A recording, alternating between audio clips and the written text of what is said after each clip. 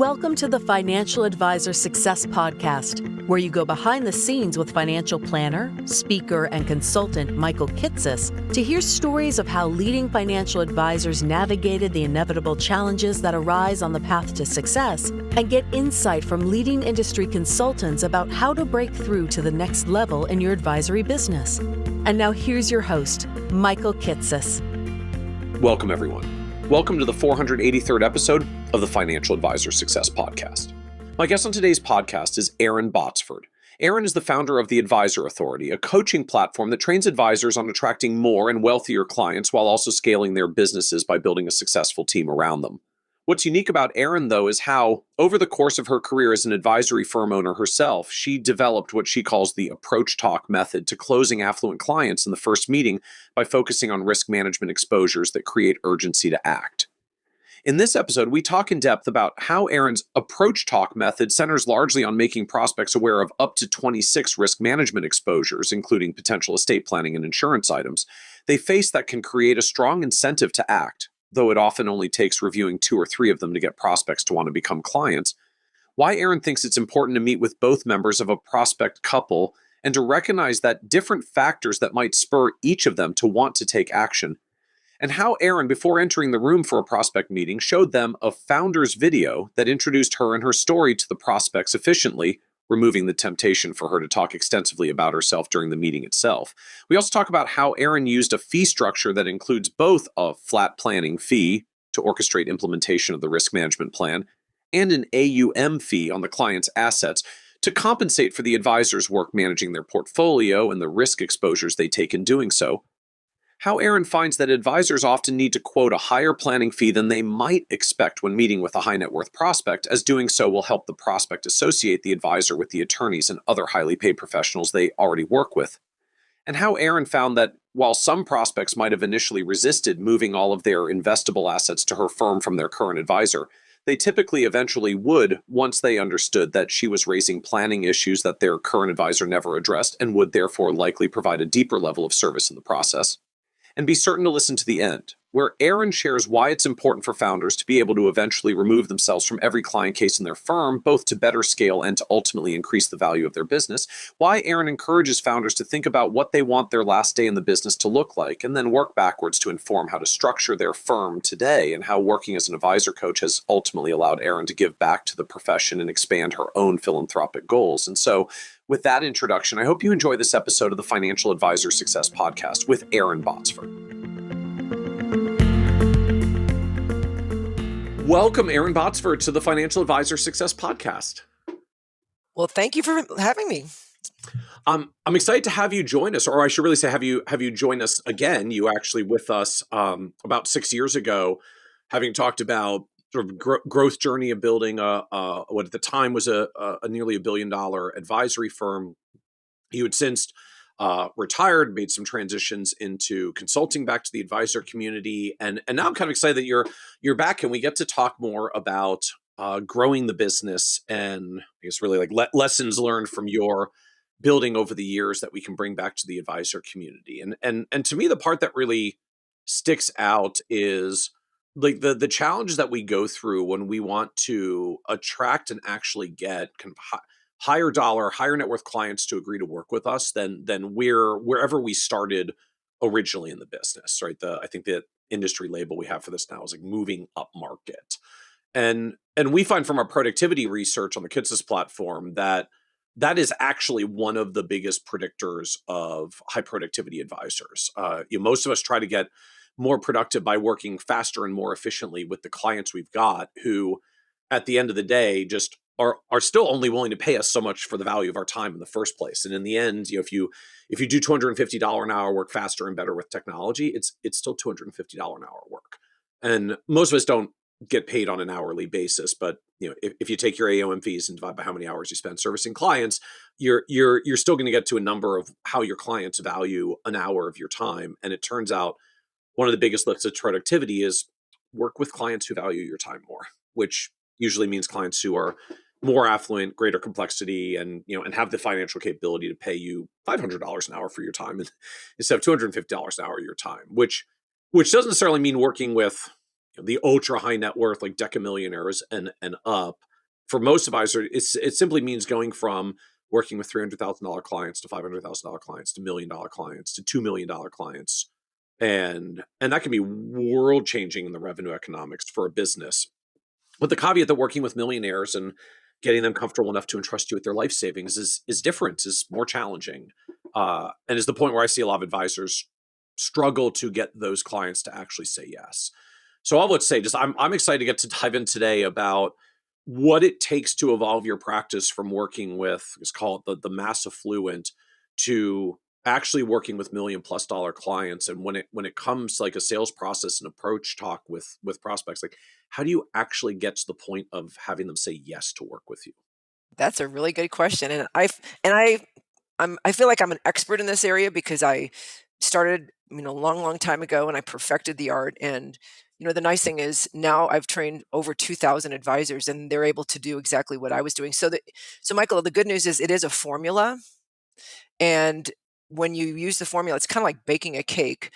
As long as you put the ingredients in at the right time, you get the cake that you want, you get the outcome that you want. If you miss the eggs, okay, you get a flop, you get a mess, right? So that's the really cool thing about this is when I was doing it in practice, I was unconsciously competent. I didn't know that I had created a formula. It wasn't until I decided to start training advisors, and I had an advisor follow me around for 2 years, and he documented the process. Because before that, I was just doing that, right? So now it is a documented process, and if you follow the process, you get a yes at the end of the meeting, which is awesome. I love that framework. Like I was doing it, it was working. I didn't necessarily know how to translate it to others, so I just had someone follow me for 2 years and document it all, and it was their job to figure out how to take the thing that I'm just doing naturally is working well for me and help me turn it into something that is like teachable and trainable to others.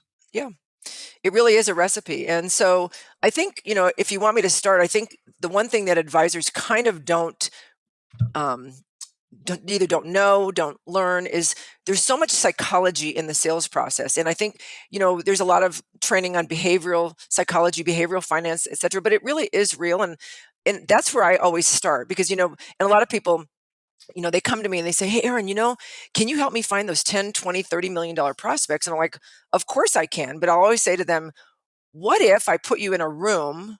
It's a Tiger 21 room and full of Yeah. prospects worth $20 million or more. The question is, would you have any idea what to say to them to get a meeting? And then once in the meeting, would you have any idea what to say to them to get a yes? And most advisors, if they're honest, they'll go, I'm not sure, right? And so that's why I think it's so important. What I teach in my training is let's learn how to close a prospect of any size Okay. in the first meeting. And I'm here to tell you, it's no harder to close a $30 million prospect than it is a $500,000 prospect. It's no harder because you're dealing with human psychology and that never changes. And so, but the problem I think in our industry is advisors don't deal and don't recognize human psychology. So they start with product, or they start with data, or they start with information, and that just puts people to sleep. And so I thought I'd share with you a couple of things that advisors really should know. And once they know this, it makes it so darn easy. And so, first of all, we're planning for, let's call it a couple. And, it really doesn't matter whether it's male, female, it's gay, it doesn't matter. It's when two people are together, they are opposites attract. And so let's just say in a general heterosexual couple, male, female, the female is always way more risk averse than her male counterpart. And, I don't know if you remember, Allianz did that study back in 2012. And I was shocked, and people should really Google that search or that study, that it said 57% of college educated working women, their biggest fear is not only running out of money, but becoming a bag lady. Now, Michael, think about that. Yeah. I mean, there's a long trajectory from I'm a college educated working woman. Now Yeah. I lose all my money and I end up a bag lady. That's a long trajectory, but that is so real. And I saw that in my practice. I know it personally, from my personal background. Yes, I can relate to that. But a lot of advisors they may even know that information, but what they don't know is they don't know what to do with that information. Now, her male counterpart, I always say, men, it's just a DNA thing. Like my husband, if somebody said, well, if you do this, you might run out of money. And he'd be like, as long as I had a big screen, 85-inch TV and a futon, I'd be good. Okay. That's how my husband would feel. And I tell advisors, a woman will never, ever feel that way. She wants to protect her money for herself, her children, and her grandchildren, and she will move mountains to make that happen. And I think it really goes back. It's not a cultural thing. It's not a 2025-6 thing. It goes back to the dawn of civilization, where he went out with his buddies and he, got, killed the animal, brought it home. She fried up the pan, she fried up the bacon and took care of the kids. Right. And so I think it goes back that deep in that DNA. And so what I teach advisors is let's understand what the DNA is, and then let's use it to our advantage. So, that's the first thing, is how different, men and women feel about money, and especially the fear of loss of money and the fear of loss of lifestyle. That's one thing. The second thing that I always go ahead. Wait, but I want to understand this further for a moment. So what am I doing with this in a meeting? Like, what am I saying and doing differently? Because I'm envisioning a lot of things I could say. They're probably going to sound patronizing to a spouse if I don't open this conversation appropriately. Well, you will see. Okay. That is to be determined, because there's only one other thing I want to point out, and then we'll go into what do you do with that information. Okay. So the second piece of information that's really valuable is, again, in a couple, and the big thing is, all advisors would say, yeah, if I'm going to be working with a couple, that both of them need to be there at that first meeting, right? But how many advisors, Michael, do you think they've scheduled an appointment, husband and wife are coming in, but the guy shows up? Do they do the meeting? Most of us usually, yeah. You don't want to blow it up on the spot. Mm-hmm. And the problem with that is, if you do the meeting, like I'm going to teach these people how to do the meeting in just a second. Remember, I use things called disturbing tracks. I disturb them out of their slumber about things, and he can't be disturbed. So she sends him, hey, go meet with that financial advisor. He goes in, the advisor does exactly what I'm going to share today. And then he goes home and she says, how did that meeting go? What did he say? He goes, we're fine. So, again, I always tell people, if you want to use my technique, which ends up in a yes at the end of the meeting, they both have to be there, because each one of them, and we're going to talk today about using, quote, disturbing tracks. Each one of these will impact her or him or both, but they both have to be there for it to be effective. And I think it's unfair, really. I mean, I would be upset with my husband if he showed up with a financial advisor and I'm not there. I want my interests spoken, at the same time, right? So I wouldn't appreciate that at all. But so anyway, the other thing about that is, now you get her to show up. They're both there. The couple's there. There's a very specific greeting and seating system that is part of this formula. Okay. And the reason for that is, first of all, people need to be greeted within 2 minutes of arrival. And we had a television screen in our lobby, and the television screen said, welcome, Mr. and Mrs. Smith. So as soon as the prospect walks in, they know that we are ready. We're expecting them, right? And the reason this is important, Michael, I don't know if you've kind of delved into this at all, but what I found was that a prospect coming in to see a financial advisor is probably one of the most scary meetings they've ever had in their life, even if it's from a strong referral. I think it's worse than going to a dentist for people. Because think about it, they walk in, they know at the end of the meeting, the advisor is going to essentially ask them for their business, ask them to trust them with their life savings. And prospects are like, oh my gosh, this guy seems really nice, but what if he's the next Bernie Madoff? So prospects are always looking, from the very get-go, they're looking for excuses not to do business with you. So the key is, don't give them any excuses.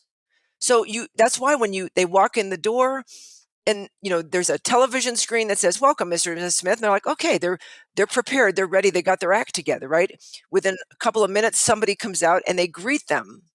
And then they ask them for their drink of preference. And so while they leave them in the lobby, and by the way, this also translates into a Zoom call because a lot of people are working, remotely, but I'm just going to do a traditional, and they go get the drink, and you want to place the drinks where you want these people to sit. And so in my case, knowing what I know about women and men and DNA and all that, I always sat the woman at the head of the table and the man on the side of the table. When he's looking at me, there was nothing behind me to distract him. And Michael, you have to realize I had 2 offices and 7 conference rooms. And so everybody on the team needed to know in every single conference room, where did I want the woman and the man to be seated for the most effective outcome? So, a lot of times too, the reason I want to sit her at the head of the table is, a lot of, 80% of our advisor population are men. Is that still correct? Yeah, Is it about 80? that 75 to 80-ish. It hasn't moved much in about 30 years. Yeah. Yep. Yeah, I was a unicorn back in the day. Yes. But anyway, what happens, and this is just naturally, the male advisor, or even me, you go in and you find out he's the CFO for Toyota and she's a stay-at-home mom or whatever. And we tend to bond with the breadwinner. Hey, so-and-so, how about, the hockey team scoring the gold medal? How about the Cowboys? How about this? How about that? And she kind of sits there and she's not included in the conversation. This is so normal, so traditional. So the biggest thing we want to do is we want to make sure we include her because, Michael, what the other piece of psychology that is huge, and everybody listening to this podcast is going to understand what I say, and that is, at the end of the day, she has a superpower that she can use at will. I call it absolute veto power. And if she doesn't like you, she feels ignored, she feels marginalized in any way, by the time she gets to the car in the parking lot and shuts the door, you're going to be history. So knowing that, it's like, I want to make every attempt to make sure that doesn't happen. I don't want her to, because I ignored her, I didn't get her input, I didn't get her feedback, etc. So I'm going to place her in a position of honor as much as anything, so I don't leave her out of the conversation. And I make sure that her inputs, because at the end of the day, in a couple situation like that, this is a broad statement, but she's your buyer. She is your buyer. And if she's not the CFO for a big company, she's a stay-at-home person. At the end of the day, she gets to nix the deal if she wants to. And so a lot of, if there's only one thing an advisor that's listening to this podcast gets out of today, is always seat her at the head of the table and make sure you bring her into the conversation immediately, and her inputs are valued, and not, be condescending toward her or, patronize her. It's just make sure she's heard, because she's a big part of the equation. Now, the other thing, we talk about is, why do you want to close a prospect in the first meeting? Why is that so important? Well, first of all, when you have 2, 3 discovery meetings, all that really does, it gives your prospects more opportunities to say no to you. It also, if you can close, a 2, 3, $10 million prospect in the first meeting, man, that creates a lot of efficiency, right? You don't have to wait for the money to come. So it just makes sense. So what about all the advisors who, I guess, who fear, who worry, like, I don't want to be pushy, I don't want to be seen as salesy, like, a lot of folks I find struggle with, I guess, as they would probably frame it, like pushing for a close on the first meeting and not giving clients time to digest, think it over, come back with more information, questions, etc. Yes, we're going to take care of that problem right now. Okay. So here's the way that I approached it. And again, I'm just giving the real live stuff. And that is, I would make sure that they were greeted and seated appropriately. Now, one thing that I think is super important is I encourage all of my advisors to get what we call a founder's video. Because at some point in a meeting, you're going to have to tell a little bit about yourself. And so what I would say, when I didn't have a founder's video, and what I teach advisors to say is, you want to, of course, have the niceties and get a little information. And by the way, write this down for anybody listening. There was only a few pieces of information that I needed to close a prospect. I needed their names, the names and ages of their children, and hopefully an approximate net worth. But I really didn't need the approximate net worth. I'll show you how I overcame that. So really, that's all I needed to know to close this prospect. So I would, make the niceties. And then when it was appropriate, I would say, well, you may be wondering how I got in this business and why I'm uniquely qualified to help you with your financial planning. And then I would tell my personal story. And, we got into my personal story on the last podcast, but the thing about it is sometimes when an advisor needs to do this, they need to tell their personal story. And what they want to do is tell maybe something kind of crappy that happened along the way, but then how the advisor overcame that. Because in our culture, overcoming adversity is still very much appreciated and applauded. The problem is advisors they're nervous, especially it's a higher net worth prospect than they're used to having. Like it's an $8 million prospect and they're used to 500,000. So they get really nervous and then talk. They talk about themselves. They do talk about this adversity, but by the time they've talked about their third divorce, okay, what they forget to do is you want to tell something that happened and that you want to show how you overcame it. And in their nervousness, all they do, they leave themselves in the proverbial mud puddle, and all they ended up doing was demonstrating that they showed bad judgment. And that happens all the time. And so I'm like, people, you only get one chance to make a first impression. So get a founder's video done, have a script, and we have a script writer on our team. It's a professionally written script, and it's only about a minute and a half or 2 minutes. But have that founder's video played before you even walk in the room or played before you get on the Zoom call.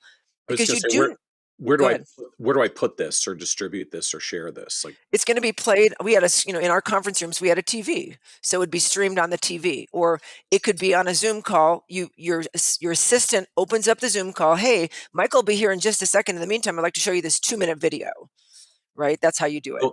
So this isn't I'm sending them an email with a video link in advance or putting it on the website or something. Nope. You're doing this to kick off the meeting. Hey, before you as the advisor come in the room, my team will say, hey, Erin will be here. Michael will be here in a moment. While you're waiting, here's a brief video you may find helpful just to understand a little bit more. Totally. And in my case, again, I would have my team member tee up the video. And the big thing is, remember, they've greeted the people, they got their drink of choice, and they put her drink. She wanted coffee, to put it at the head of the table. His drink was a Diet Coke. They seated it so those people would gravitate to where the drink was. I mean, this is all very scripted. They're sitting there. My team member would stay in the room with them and then tee up the video.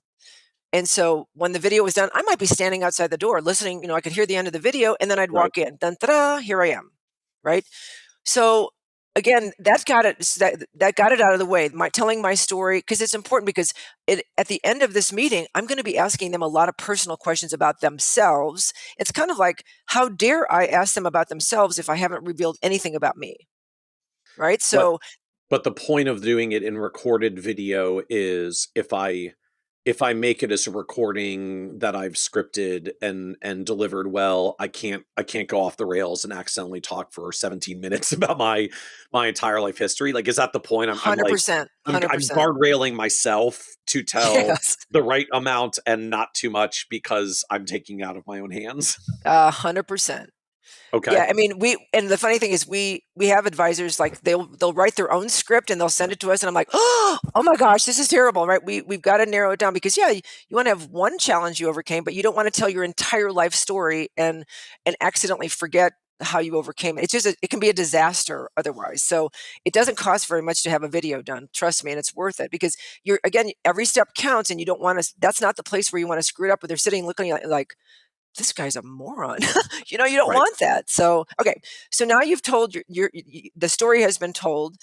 And so then you begin what I call the approach talk. And Michael, I only used 2 slides, or I would draw it out on a whiteboard, or I would draw it out on a yellow legal pad in front of them. And what I would say is I would draw a box, and it had 4 quadrants in it. In the middle, there was the letters FD, Financial Director.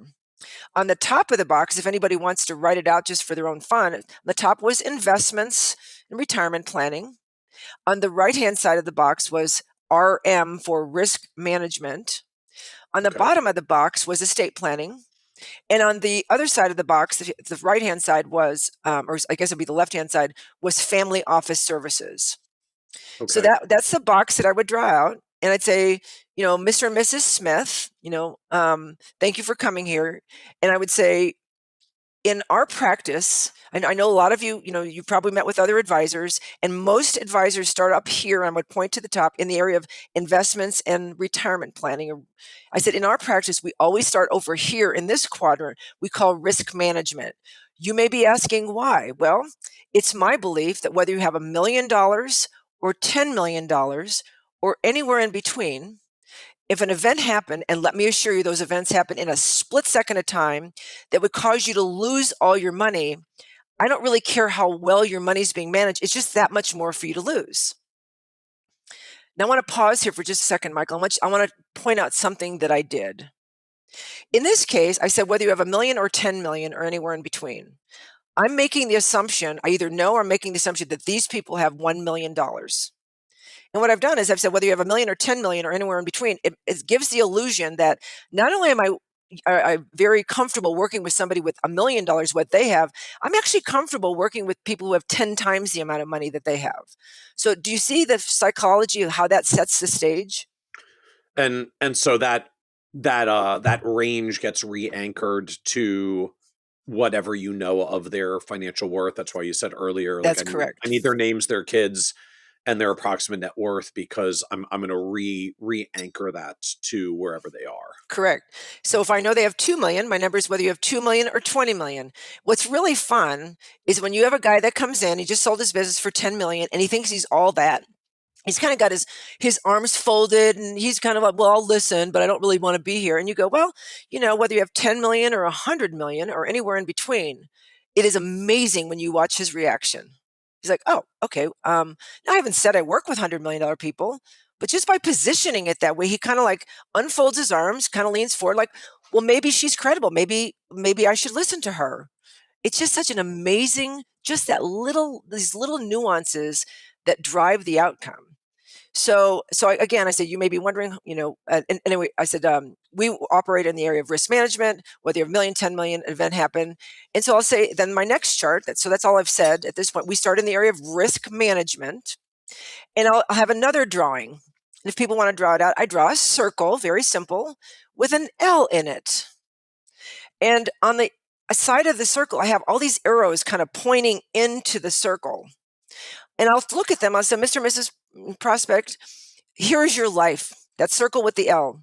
And by virtue of the fact that you're sitting here with me, it probably means that you're well on your way to having a nice, comfortable, wonderful retirement, whatever your goals may be. But life has a way of throwing little barbs at us. I call those risks. And in our process of starting in the area of risk management, should we decide to work together, okay, we would take you through a conversation. We call it our visions and values conversation. Because essentially what I'm going to be looking for is I'm looking for potential train wrecks. What could come along and disrupt your plans for this nice, comfortable, wonderful retirement, or either opportunities, either in lifetime or death, to take care of the people and the causes that you care about. That's why I'm going to have in our process, should we decide to work together, this visions and values conversation. Because here's the thing that we have found with risk, Mr. and Mrs. Prospect, and that is this. We want to be able to identify any potential risk, any vulnerabilities that might be out there sort of lurking in the shadows that maybe you're not even aware of. And then, because when we find a risk, what we want to do is quantify that risk and say, what would it take to make that risk go away? Because really and truly, there's only two things that you can do. Once you identify a risk, you can either transfer the risk through some means. Maybe that's buying a term life insurance policy on your 40-year-old son who has 4 kids and no life insurance. I don't know. Or maybe it's buying 529 plans on all your nieces and nephews because you want to make sure they can go to college. I don't know what those risks are going to be and how we resolve it. Because the only other thing you can do with a risk is just assume it and pray that that thing doesn't happen to you. So, one of the risks we all have to assume is the risk of our health. So we eat well, we exercise, we do whatever. So in the spirit of that, Mr. and Mrs. Smith, would you mind if I asked you a couple of questions? Now, I stop there and get their permission to start asking these questions that I call disturbing tracks. Now, remember, this should start bringing things together. What I know about her is she's very risk averse, right? So if she thinks there's anything out there that could come along and disrupt her plans, force her to change her lifestyle. Remember, she's the one that thinks she's going to end up a bag lady. I want to make, she will say, yes, I want to know, basically, yes, ask any question that you want. She wants to know if there's any risks out there. So Michael, in my career, I've found there's 26 potential, let's say, risks that might be out there that might affect her lifestyle, her children's lifestyle. And so I teach these 26 different risks, but in the conversation, I'll end up doing 2, 3, or 4. And if I do this, and I'm happy to share with you in your audience right now or today, after 2 or 3, he's going to be sweating and she's going to be pounding him in the side going, okay, we need to get this stuff fixed. So again, these are called disturbing tracks, because a lot of times, what you're trying to do is create a triggering event in their head to say, oh my gosh, I have some unfinished business out there. Nobody's ever talked to me about this stuff. And we need to work with this person because they've identified potential threats to our financial security that nobody ever talked to us about before. Does that make sense? Yep. So, what I do is I always start with her. There's, again, going back to, she's my buyer. She has absolute veto power. She is risk averse. She wants to protect her money for her children, her grandchildren, and she'll do anything to make that happen. I know that about her. So I'm going to start with her. I'm going to start a disturbing track, literally about a super simple conversation about the distribution of their assets to their children, their estate plan. Now, I do want to caveat something and say, you never, ever, ever want to ask these people to send in their estate planning documents. And I know a lot of advisors, they'll say that, oh, we'll do a free review of your estate planning documents. So they put it in wealth.com or vanilla or something. If you did that, that would completely nullify the effectiveness of what I'm going to do next. So don't ever ask them, because if you ask for their estate planning documents, they would expect that you've already read them and you wouldn't know what's in the estate planning documents. So I don't want to do that. So basically, I'm going to say to her, so Mr. and Mrs. Smith, can I assume that if the first of you dies, the majority of the money is there, for the lifestyle of the survivor, the two of you? Yeah. If I die, she gets it all, they'll say.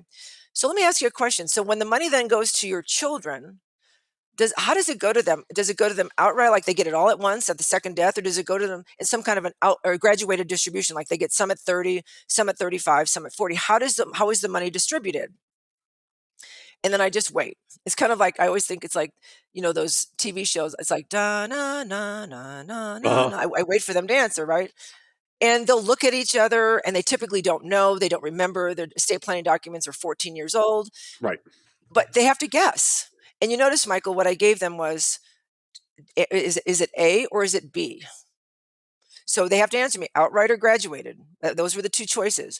And it really doesn't matter how they answer me, but a lot of times they'll say, if they think it's more sophisticated, oh yeah, it's graduated. That's right. Yeah, I think they get some at 30, some at 35, some at 40. And I always answer, I find that interesting. They're like, what? Why? I'm go, okay, well, let's just play this out. And I will actually draw it out on a whiteboard or on my piece of paper. I'll say, so let's say you just told me you have 3 kids. And let's say when the second of you dies, your youngest child is age 42. And so if this is graduated distribution, do you see that he would have gotten some at 30, 35, 40? He's blown through all those graduations. And now at age 42, he gets all the money outright. Do you see that? They're like, yeah. Well, what if, at the time of your death or 2 years later, what if he happens to be going through a divorce? Would you really want your soon-to-be ex-daughter-in-law to get half of the money that you intended to leave to your son? Was that an outcome you'd be happy with? And she'll be like, no, I wouldn't want that. And I'll say, or let's say your middle child, she ends up being a medical doctor. She's now 45. She's being sued for malpractice. Would you really want the money you were leaving to your now doctor daughter to be available to satisfy a malpractice lawsuit? Is that an outcome you'd be happy with? So the bottom line, there's 4 different scenarios that I can take them down, none of which is ideal.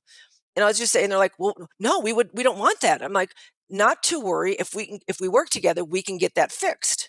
And then I'll go on, I'll say, well, most of our clients that we work with, they would rather have any money that is, inherited by their children. they would like to have it protected. We call it bulletproofing. We want to make sure it's protected from things like their future divorce, liability suit, creditor, bankruptcy action. Is that something that you'd be interested in? Oh, yes. She's going to say, are you kidding? Yes, I want my money protected for my children. How soon can we get this done? I can stop right there, Michael. I can stop right there. She's made the decision. And she will make that decision every single time. So, but, in case I don't see that body language, I'll go on to another one for her. And then I go on to one that addresses his. And I don't know how deep you want me to go into this, but it's just like taking candy from babies. It seriously is. And so there's 26 places I can go, but there's 3 that I do in sequential order, and I will get a yes after the third. I'll usually get a yes after the first one, but I always get a yes after the third. So what are the second and third in the sequence? So the second one is has to do with, okay, this is kind of funny. And again, I know my buyer, I know my female, I know she's my decision maker. So this is a fun one, and it involves, I asked them, I said, okay, so let me ask you this. Okay, you've already told me how your assets are distributed to your children, but let's say this. So Mrs. Smith, let's pretend you die first.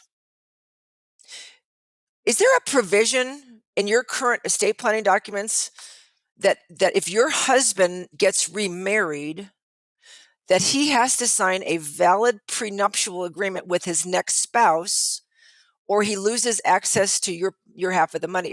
Does that provision exist in your current estate planning documents? Well, first of all, they're not going to understand what I'm saying at all. It's like, what? I don't understand.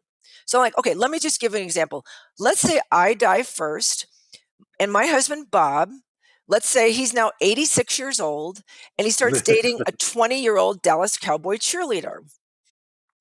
And I'll say, so my son Kevin knows there is a provision in my estate planning documents that if Bob, is so delusional and he marries this gold digger, okay, that he must sign a valid prenuptial agreement with this gold digger. Otherwise, he loses all access to my half of the money, because I want my money to go to my son Kevin and my 3 grandsons. Does that provision exist in your documents? What do you think she's going to say? First of all, it never exists. Never. Right. Okay. Yep. And she's going to say, I want that. I don't want her to get my money. She can already picture her. Uh-huh. That's the crazy thing. I don't want her. I don't like her. I don't want her to get my money. And the funny thing is, I can bring out this statistic, and I don't know if you've done this, that the average male, if his spouse dies, if he's a 60-year-old male, his spouse dies, he will be remarried within 2 to 5 years. A woman, on the other hand, if her husband dies, it's 10 to 15 years, but more often than not, she never gets remarried.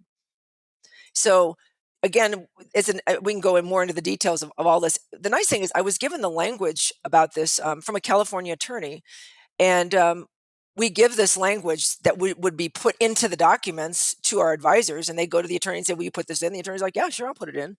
But it's super effective because she doesn't want to think that her money after she's dead is going to go to some gold digger. She wants that money to go to her kids and her grandkids. So we just have a nice little discussion about that. She goes, how do we make sure that happens? Well, if we work together, we can get that fixed. All right. So those are her 2 she has to have. She's sold. I'm done with her. Okay. Now I could move on to the guy. And what's interesting about the male, again, he's kind of sitting there. He's impacted by the stuff that we've talked about, because now his side hurts. She's digging into his side going, we got to get this stuff fixed. And then I say to him, so, he's worth however much money. He's worth $20 million, $5 million, whatever he's worth. I go, so let me ask you this. How much umbrella liability insurance do you have? And he'll be like, oh, we got $1 million. Yeah, we got $1 million. I go, well, you're worth like $10 million. Is that what you just told me? He goes, yeah, we got $1 million. I go, so you also told me that you have an 18-year-old son driving a car down at Texas A&M. Did you mention that? Yeah, we sent him off with a brand new Corvette. I said, so what happens one night if he's sleepy, tired, he's been studying all night, he's driving home and he hits a plastic surgeon, and now you're being sued for $25 million. Like, what's your plan around that? That's what I say. What's your plan around that? He's like, what's interesting, Michael, these guys, men, he is not worried about a 10, 20, 30% decline in the stock market, his portfolio. He is mentally prepared for that. But what he's not prepared for is a catastrophic loss as a result of a $25 million lawsuit. And, I've done some research on this, and to higher net worth at the $5 million level or above, lawsuits as a result of accidents are the third most damaging thing. In other words, they cause catastrophic failure, lawsuits. Now, it doesn't impact the lower end as much. It's just when you have 10 million or 20 million, you're visible, and anything that happens to you, you are now a prime target for a lawsuit. That is the third most prevalent threat to a higher net worth person. So let's deal with it, right? And so she'll be like, "What do you mean we only have $1 million? We need to get this fixed." He's like, okay, well, we'll get it. Okay, what do we do now? Like, where do we go from here? That's your buying signal. What he's really asking is, how do we work together? What's your financial planning fee? Et cetera, et cetera. And I've got a new client. It's just so easy. So how do I ultimately relate this back to my recollection? I mean, you were predominantly on a AUM model. So like when or how do I ultimately route this conversation back to the portfolio management side of things as well? Well, the really funny thing about it is, I probably closed 90 to 95% of my cases without ever talking about investments. Never said the word investment, portfolio management, da da da da da. So what I would do once I know I've got a potential buyer, I'm gonna say, okay, so would it be helpful if I've showed you our plan? So I have the steps of our process. And so the next thing I do is we do comprehensive financial planning, and I'd like to show you the steps of our process. So the steps of my process are 2 pages long. Now, again, I can get everything done in 30 days, right? But I charge financial planning fees separate and apart from a product sale. So I want them to see the exhaustive, comprehensive nature of our planning process. So I go through each step. Each step is named, and I kind of give them a brief description of the 2 pages. And then we'll do this, and then we do this, and then we do this. Sometimes we do these 2 meetings together, da da da da. After I show them the comprehensive nature of my planning process, then I quote them a fee, and I'll say, we get paid in 3 ways. 1, we get paid a financial planning fee for the work we're going to do. And in your case, you would, based on what you've told me today, you would qualify for our minimum financial planning fee, which is X. So, and X really is whatever X is, and you make it up on the fly. When I sold my firm in 2017, my minimum financial planning fee was $7,500. But then I charge many multiples of that based on the complexity, their net worth, et cetera. But minimum of $7,500. And then I always added $1,000. If they had out-of-state property, for any out-of-state property, I would add an additional $1,000. If they were a blended couple, from a divorce, I always added another $1,000, because the estate planning, especially if they had a yours, mine, and ours children, that was more complex, took more time. Right.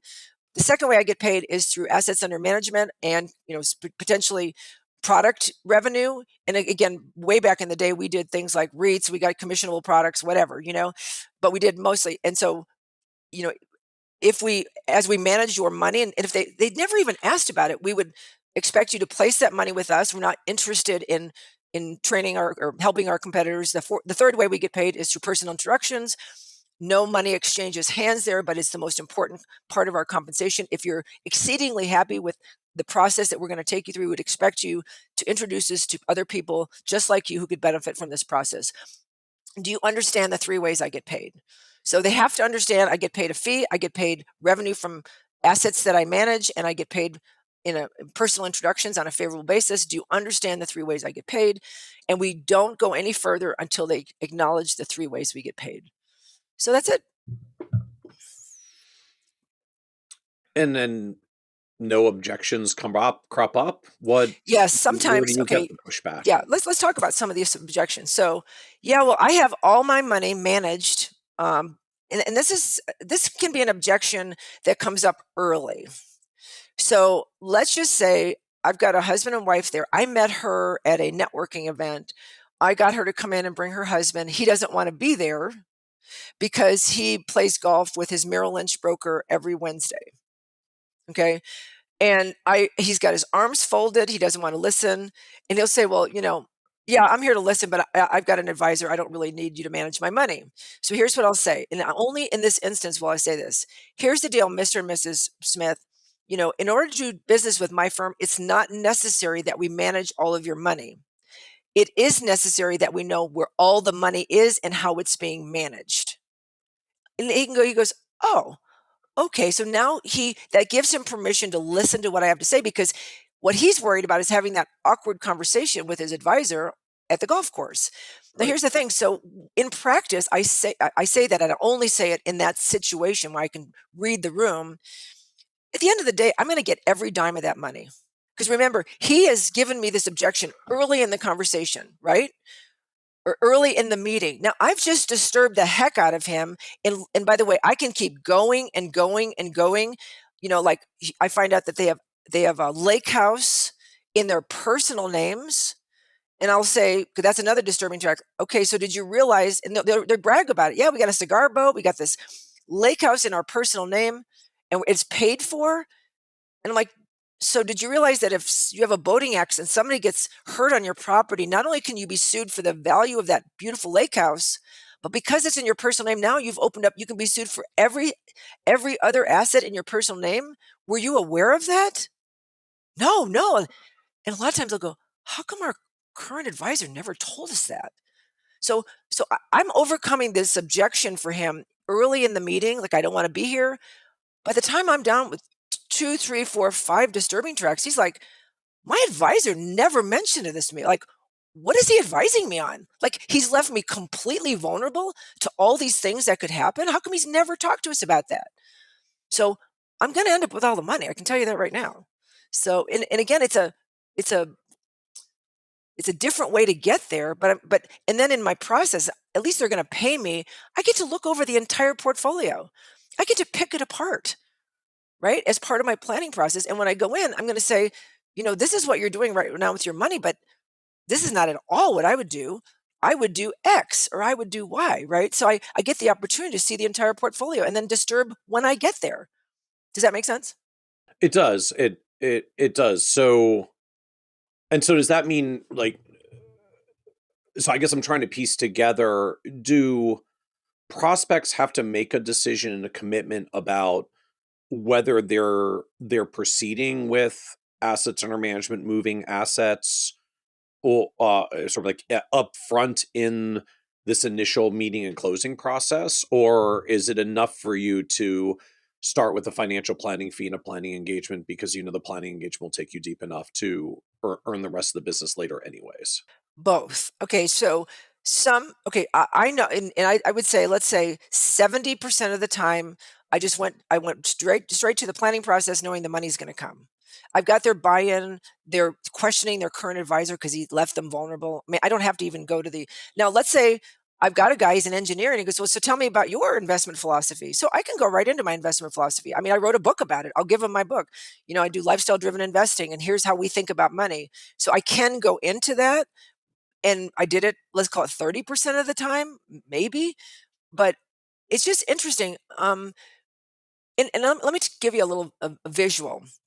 So when a prospect comes in to see an advisor, they have a hierarchy of expertise in their head. They see their attorney at the very top. Then they see their CPA next in line below the attorney. Then they have their Mercedes dealer, and then they have us. Okay. And the purpose of the way my approach, I call it my approach talk, was I wanted to catapult myself from where they saw me walking in the door to on par with their most highly regarded advisor, their attorney.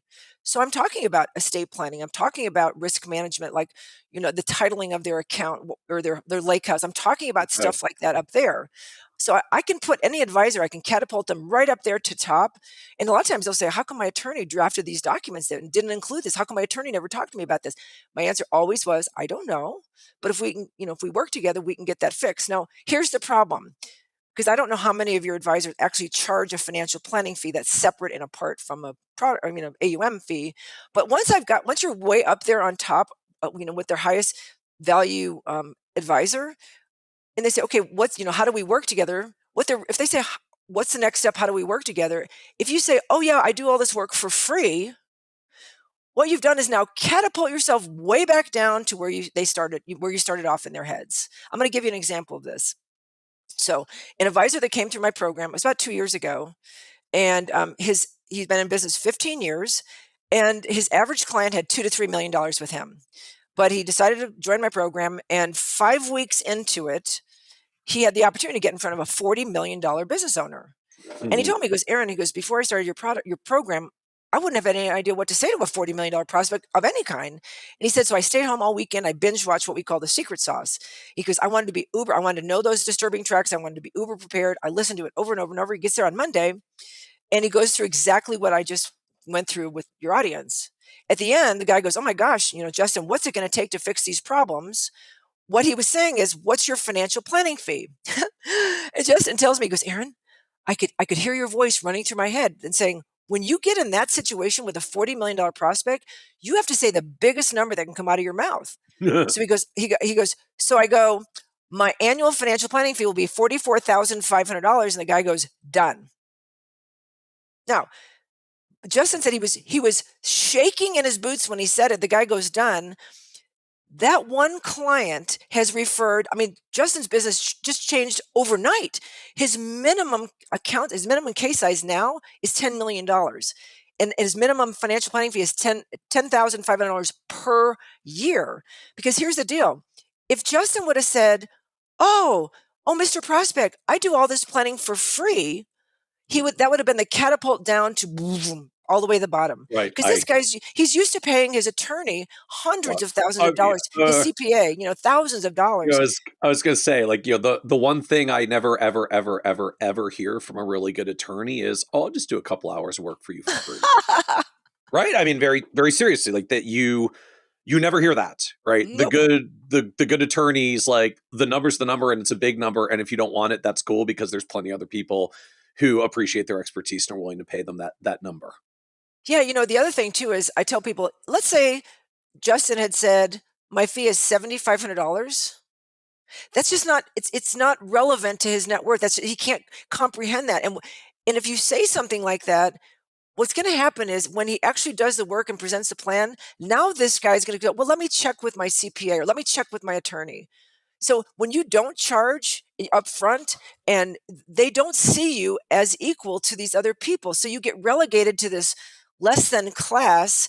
And yeah, maybe they'll take some of your little advice over here, but they're going to check with these other people who they respect. And it's just a terrible, terrible feeling. In essence, because you're actually, I guess, sorry, literally, your fee is so low that it doesn't seem like you could be as credible as their other professionals because you charge $7,500 for a plan that took you 20 or 30 hours of work and their attorney charges $1,200 an hour. Yeah, it's like, yeah, you can't do that. Now, you can do whatever you want to, but I'm just saying you're not credible. And the result of not being credible is your advice being less than their other advisors. And so I never wanted to be less than. I wanted to be, that's why I call myself the financial director. I wanted to be almost like a concierge service. Like if there's a decision that's going to involve $1, I want it to be run through my firm. I want to know about every single thing that happened. And, I even had people like my sister almost died of chemotherapy. And so we had to get her like alternative cancer treatment. And so I know a ton about alternative cancer treatment. And my clients, for some reason, would know that I knew about that. And I get a call, hey, so-and-so's been diagnosed. Like, where was that clinic? And every single thing, because that would also impact their finances too, right? So I wanted to be the first call for everybody. So I wanted to be right in the middle. It's like, I want to give you another illustration because a lot of advisors, they're kind of, they're squeamy. They're like, oh my God, like I don't know enough about estate planning or I don't have a CFP or whatever.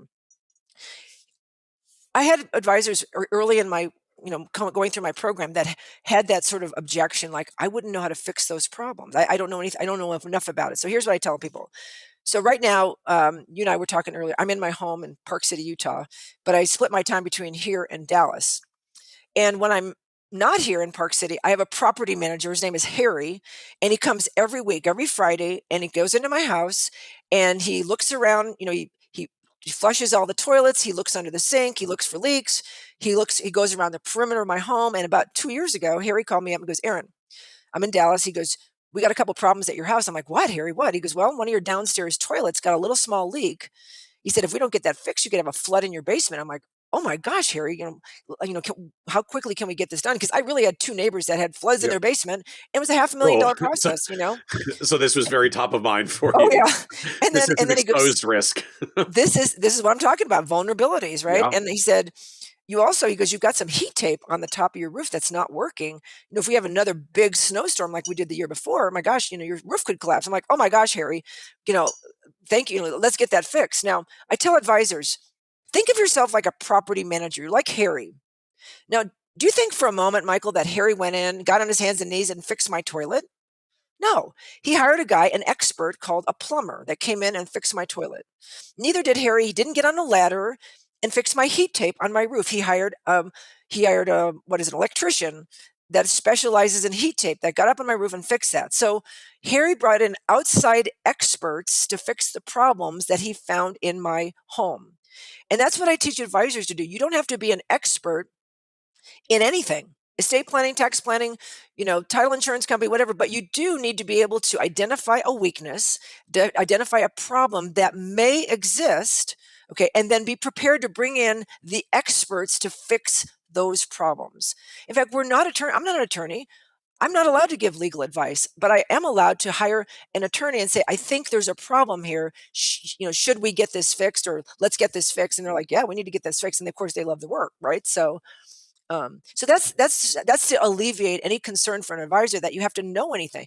You don't have to know anything. You just ask questions. You got to know how to ask questions. And I'll give you an example of another situation that happened. So, Michael, I ended up like walking into like incredible opportunities. Like I fell into them. For one, I ended up working with a lot of Dallas Cowboys, and it started with one. And that's what I also tell advisors. You only have to get one of these high net worth people.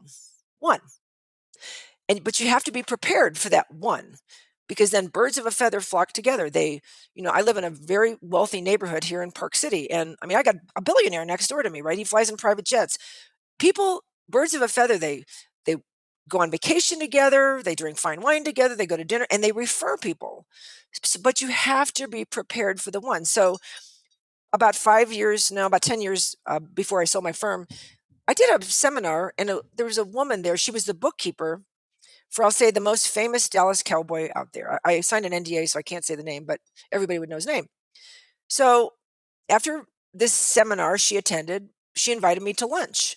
And we went to lunch, and I have a technique that I use at lunch. I call it compliment and ask questions. And I asked her all about her. I never mentioned her boss, ever, because I was assuming, I made the assumption that everybody probably used her to get to this famous cowboy. So I just asked about her.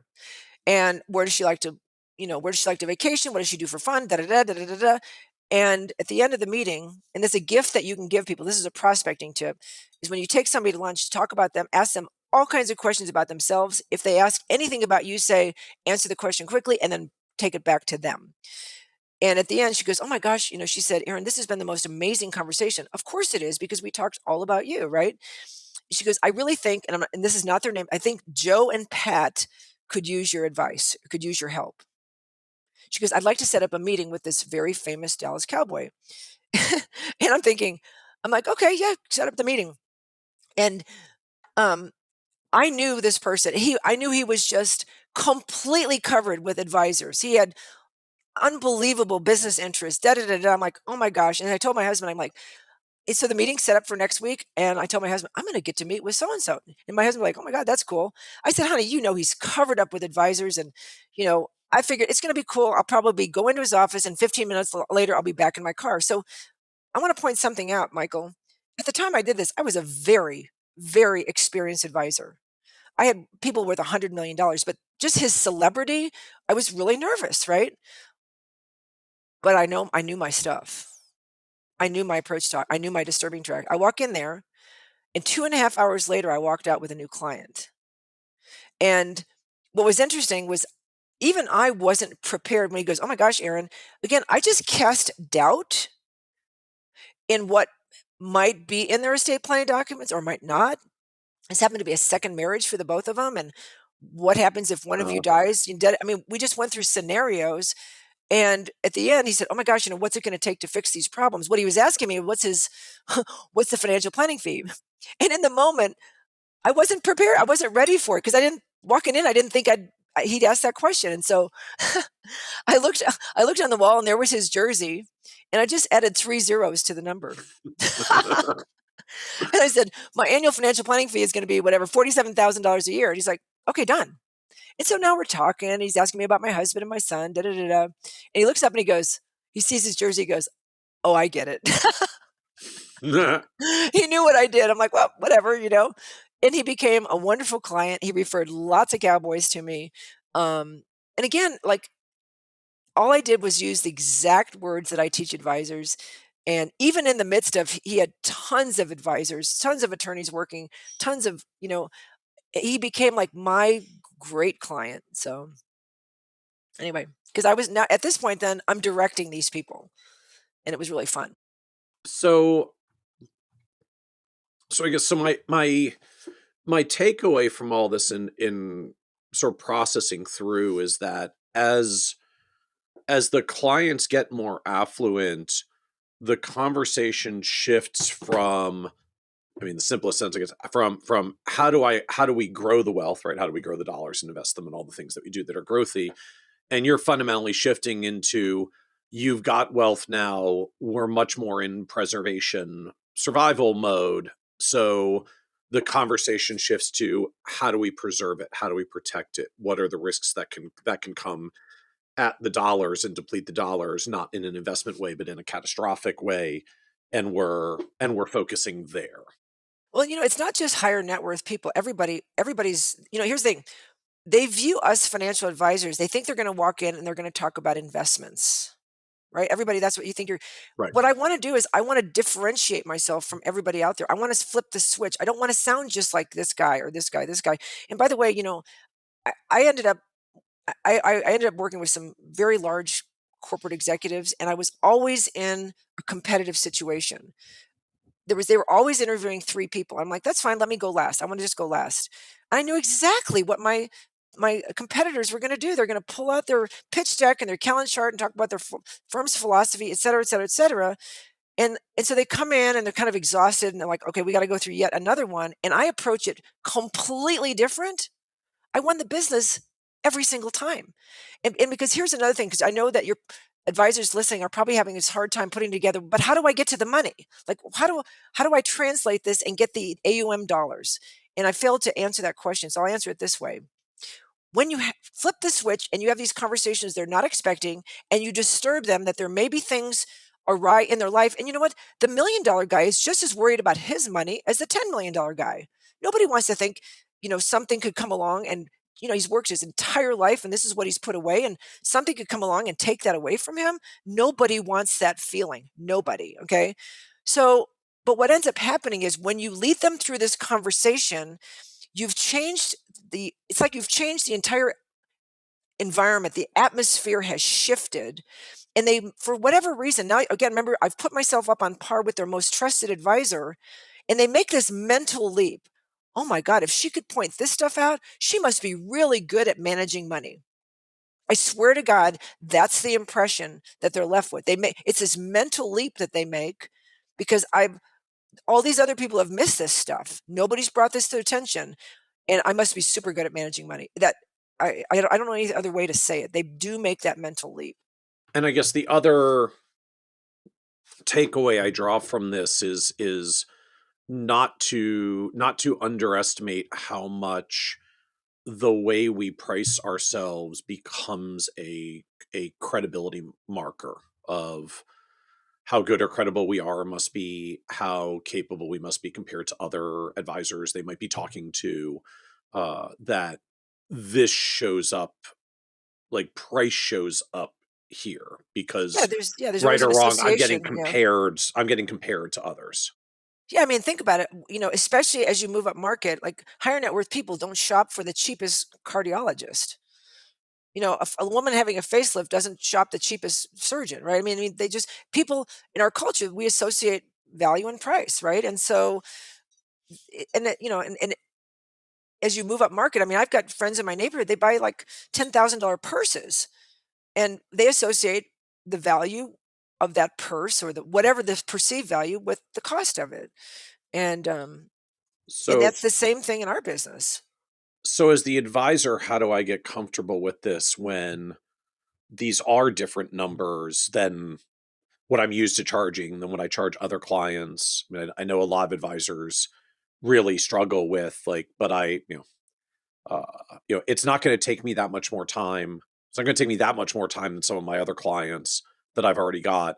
How do I charge a different, much bigger number to this client just because they have more? Well, again, your fee has to be based on the complexity of the case, the time. But the biggest thing is it's really got to you're pulling. Sometimes you're pulling it out of thin air to have it be relative to what they pay other people who they value. So again, that $44,500 quote that but Justin made, again, if he would have said, yeah, and it's this again, you're saying, oh, this is easy for me. I do this all the time. Your situation isn't any more complex than you know, my $2 million case. And so I was going to charge you $7,500. Well, you're just not credible in his world. So you're really kind of doing it for his benefit. He so he will associate value with what you do. Um, $7,500, he pays that, for a nice dinner with his friends. So it's got to be relative. If you want him to take your advice, value your advice, the cost of your advice, the price has got to be relative to the other people that he pays in his life.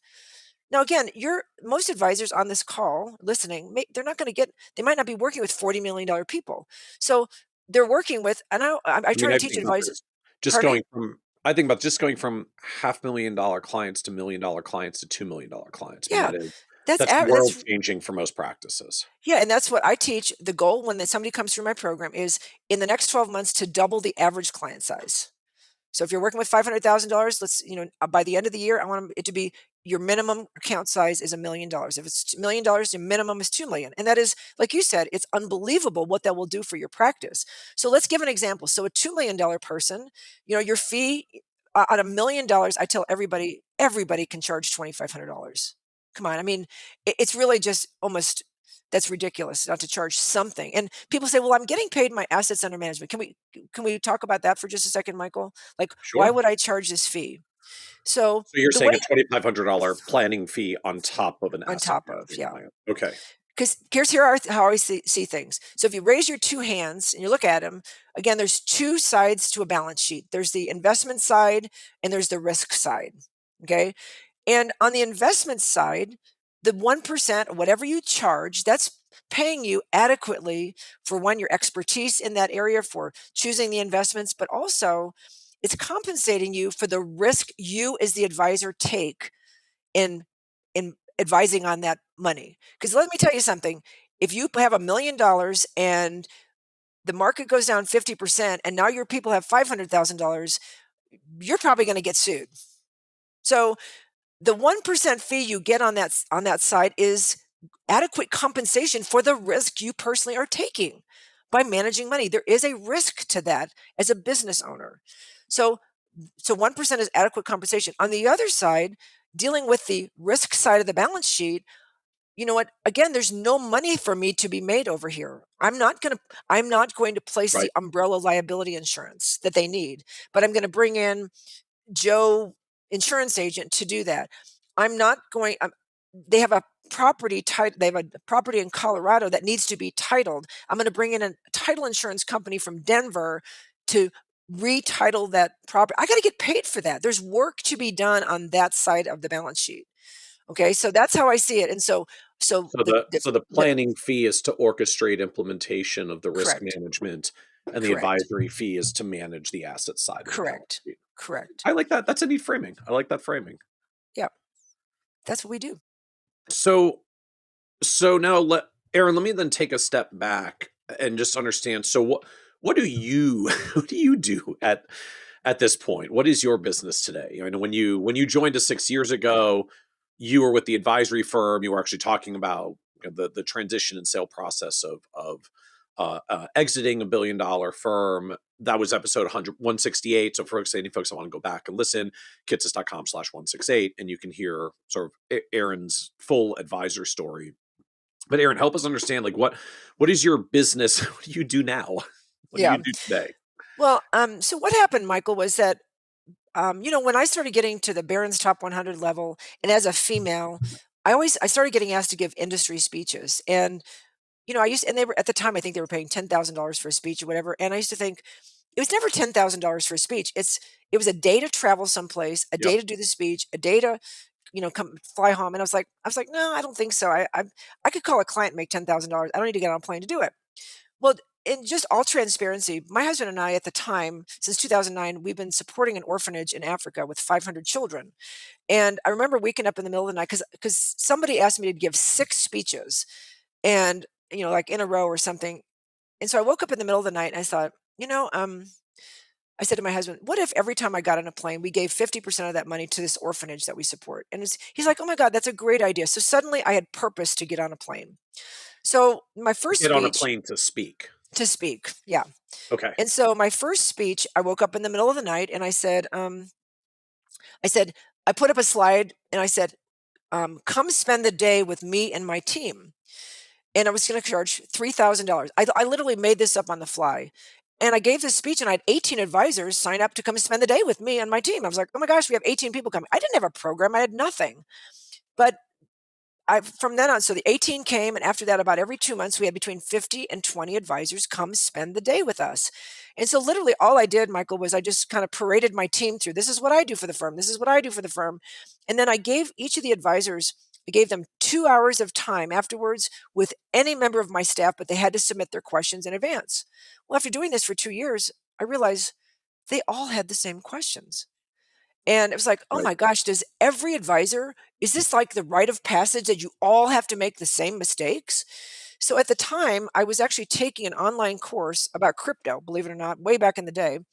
And I called this guy that was doing this online course and I said, "Hey, can you teach me how to do an online course?" And he goes, "Well, I happen to have a training on how to do an online course." So I took this training because I decided, you know what if I could do some kind of a course and went through all of these questions, et cetera, et cetera. So that's what I ended up doing. It took me 2 years to write and film this course.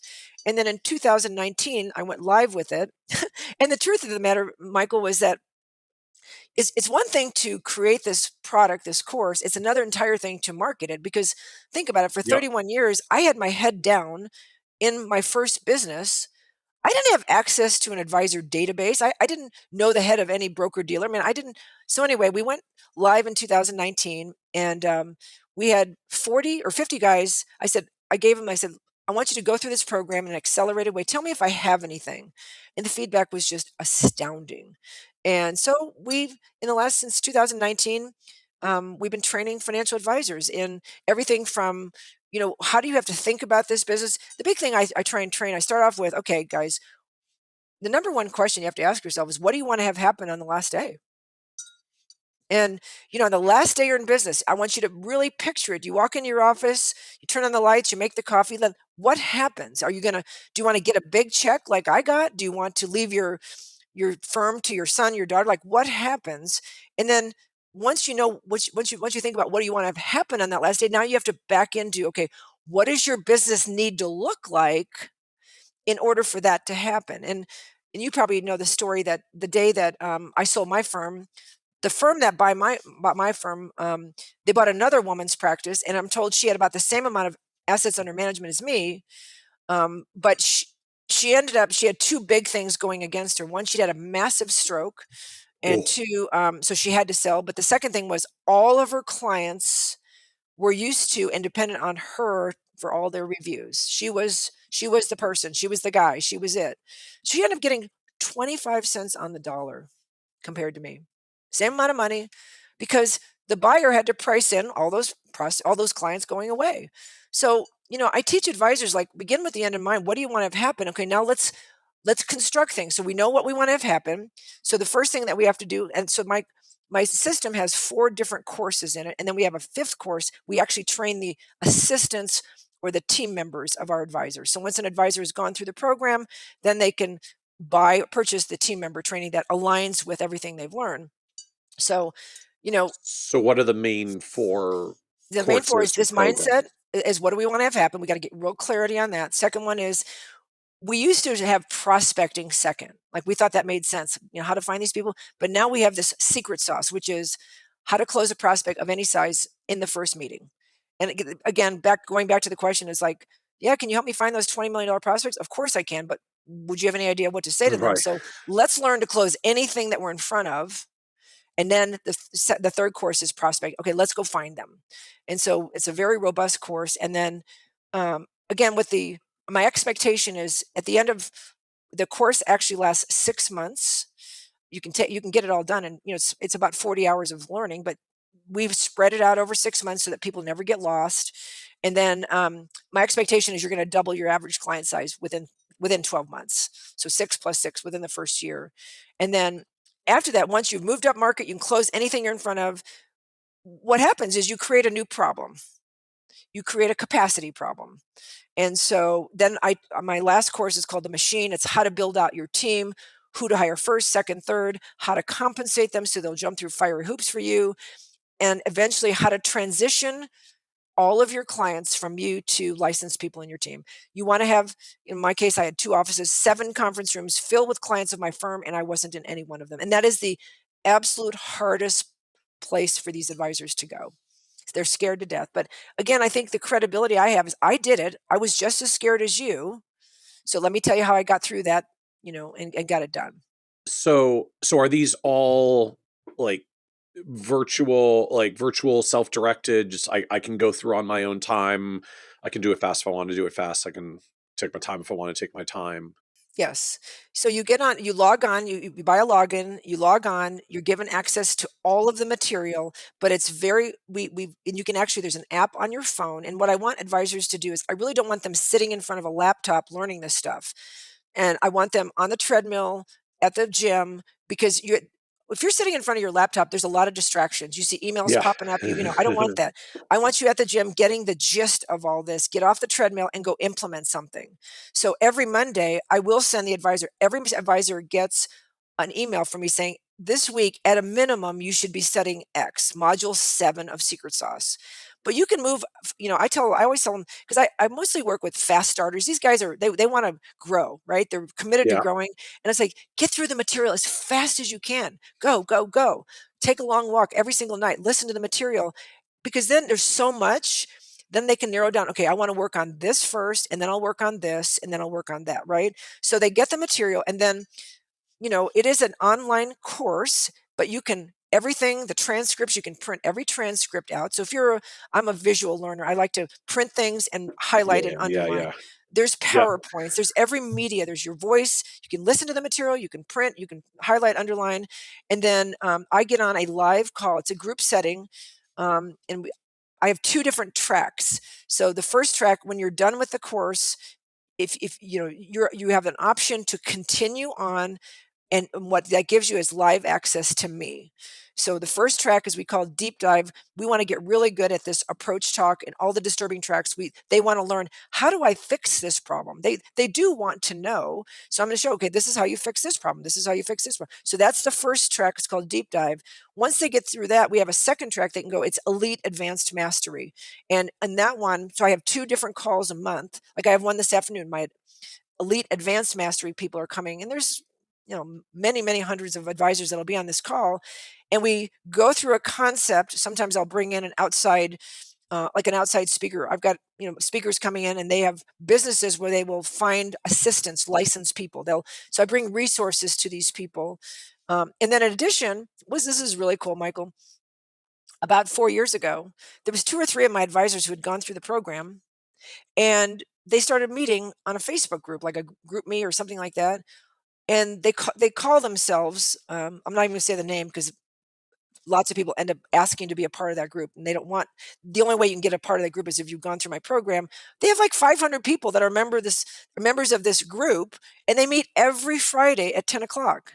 And they go through, this community. I didn't even start it. It grew organically. And I remember last year about this time, they called me and go, "Hey, Erin, we love each other. We've been with you for 4 years or 5 years or whatever, and we want to meet each other. So we're going to do a retreat. Would you like to come to our retreat?" I'm like, "Well, would you like to come to our retreat for going through your program?"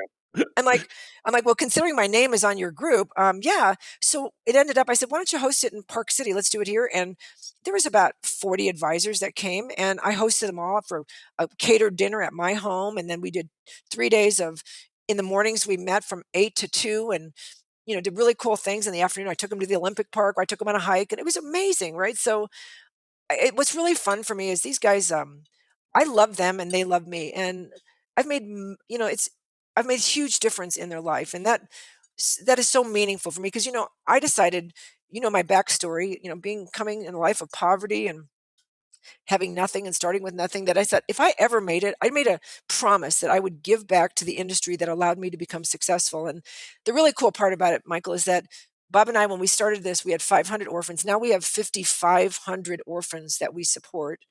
And my next goal is 50,000. So it's kind of like I'm giving back to an industry that allowed me to be successful, and I'm feeding kids, and it's pretty amazing. It's very purposeful.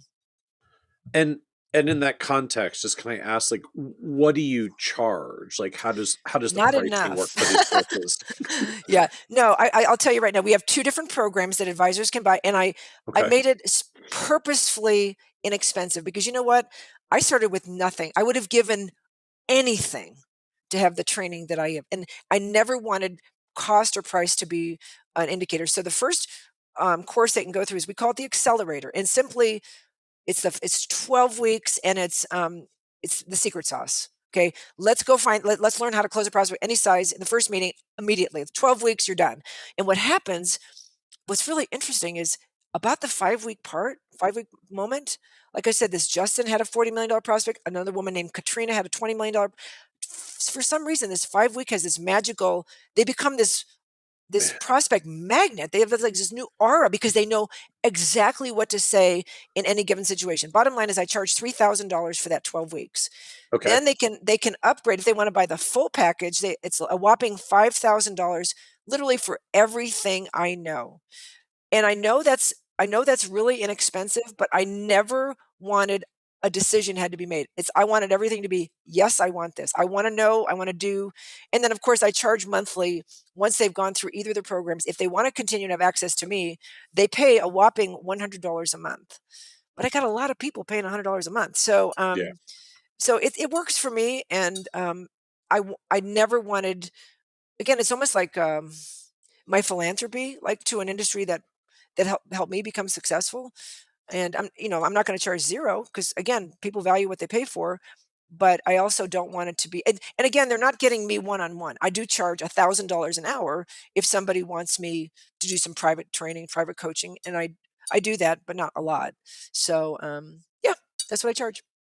So having gone down this path now, what has surprised you the most about building, a second business in this vein of advisor coaching and consulting after having built the advisory business? I think the biggest thing that has surprised me is that I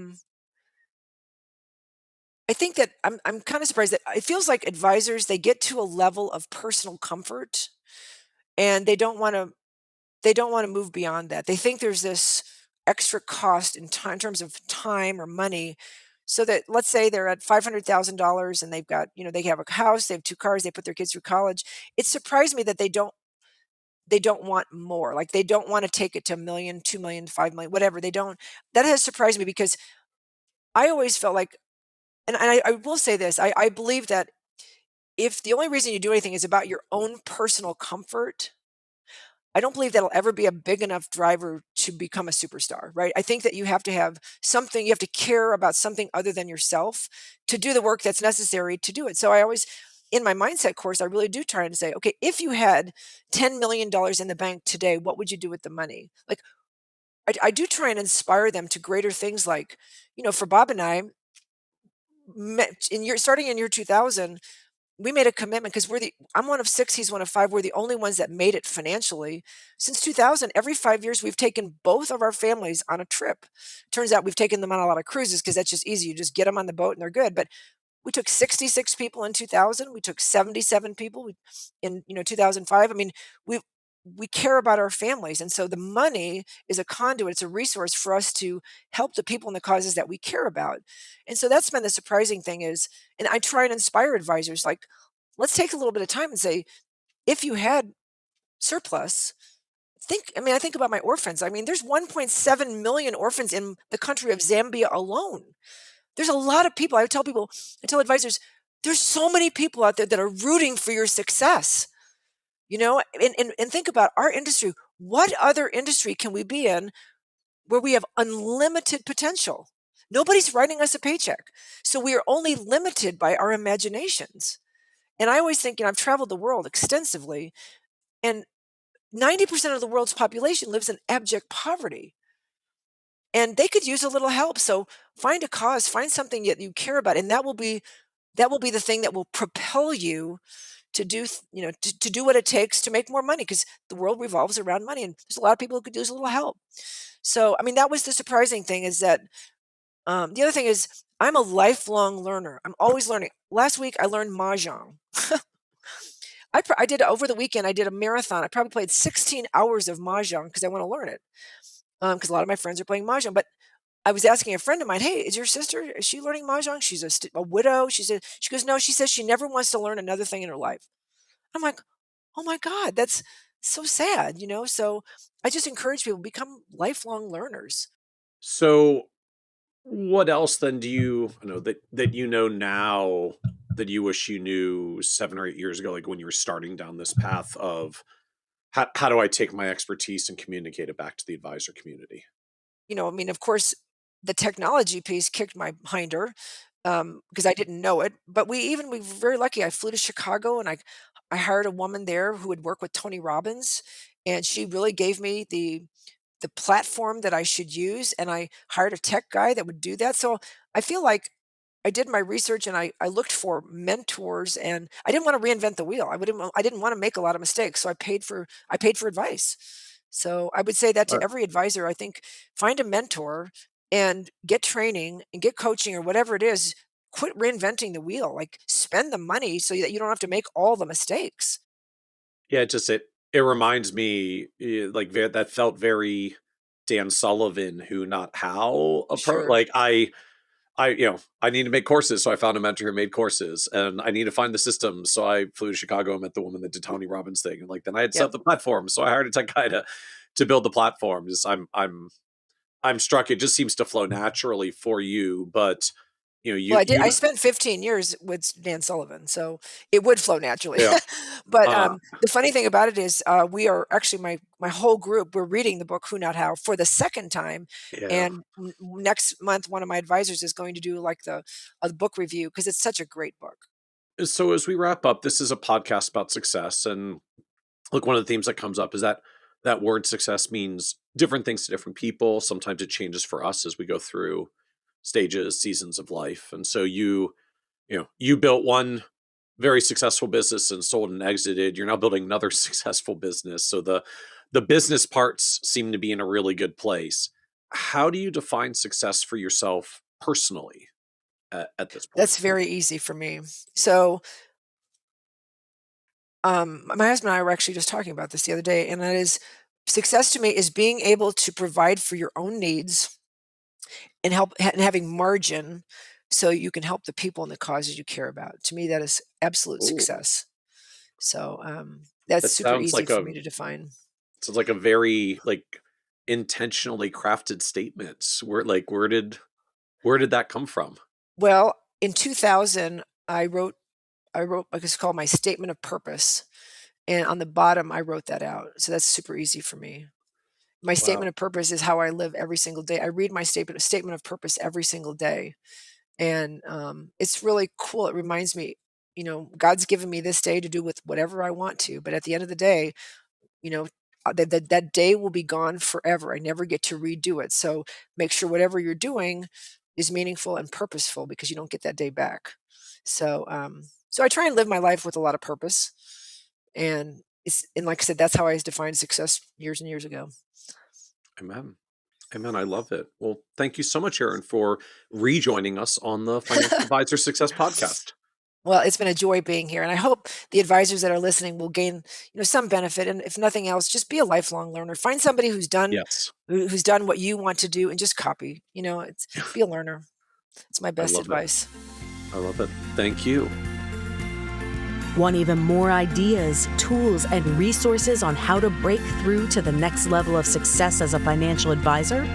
Check out the leading financial planning industry blog, Nerd's Eye View, at www.kitsis.com, where Michael covers the latest practice management trends and financial planning strategies. And by joining the members section, you can earn IMCA and CFP continuing education credits, along with exclusive member content. Get it all now at www.kitsis.com.